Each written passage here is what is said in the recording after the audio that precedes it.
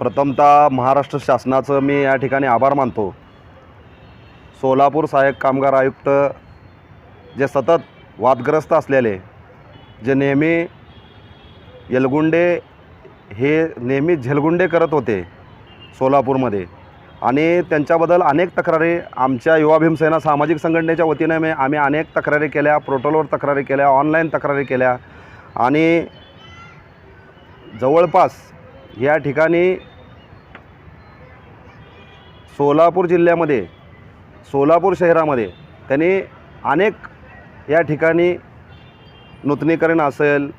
नोंदणी असेल, बांधकाम कल्याणकारी योजनेमध्ये जे काही योजना असतील, सुरक्षा रक्षक असतील व भांडेसंच जे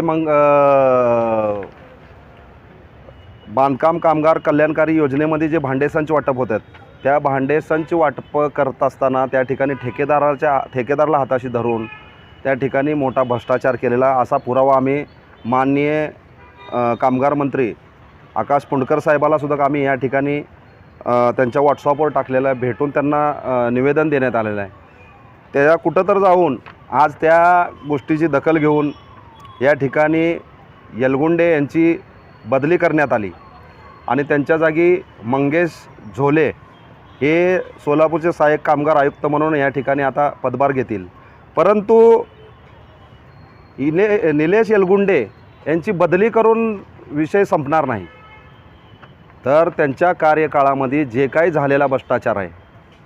त्याच्यावर सुद्धा चौकशी होऊन त्यांना बडतर्फ करणं गरजेचं आहे। कारण शासनाची पगार खाऊन या ठिकाणी गोरगरीब लोकाची, जे गोरगरीब कामगार असतात, दिवसा काम करून कष्ट गाळून एक एक पैसा जमवतात, तशा पैशावर डल्ला मारणाऱ्या ह्या अधिकाऱ्याला या ठिकाणी खऱ्या अर्थाने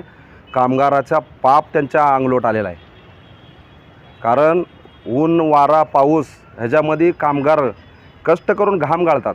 आणि त्यांच्या पैशावर डल्ला मारण्याचं काम या ठिकाणी ह्या आयुक्तांनी केलेलं आहे, आणि त्याची भोग त्या ठिकाणी भोगण्याची त्यांना हे वेळ आलेली आहे। खऱ्या अर्थाने बदली होऊन चालणार नाही, तर त्यांच्यावर कारवाई जोपर्यंत होत नाही या ठिकाणी त्यांच्या भ्रष्टाचाराची सखोल चौकशी करून या ठिकाणी कारवाई होणं गरजेचं आहे। आणि त्या ठिकाणी निलेश येलगुंडे गेले म्हणून तिथला भ्रष्टाचार गेला नाही, कारण त्यांचे 2 कावळे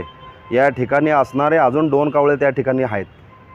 त्यांच्यावर सुद्धा कारवाई झाली पाहिजे। त्यांच्यावर पण शिस्तभंगाची गुन्हा दाखल होऊन फौजदारी गुन्हे दाखल झाले पाहिजे। खऱ्या अर्थाने आमचा एकच उद्देश आहे, युवा भीमसेना सामाजिक संघटना ही गोरगरीब कष्टकरी कामगार वर्गाच्या लोकाच्या हितासाठी आमच्याकडे अनेक तक्रारी प्राप्त झाल्यानंतरच आम्ही या ठिकाणी त्यांच्या विरोधात या ठिकाणी आम्ही पत्रव्यवहार केलं, वेळोवेळ आम्ही आवाज उठवत होतो, कारण त्या ठिकाणी खूप मोठ्या प्रमाणात भ्रष्टाचार झालेला आहे। तर येणाऱ्या आयुक्त हे त्यांच्याकडनं आम्हाला अपेक्षा आहे की त्या ठिकाणी गोरगरीब सर्वसामान्य लोकांचं काम करतील।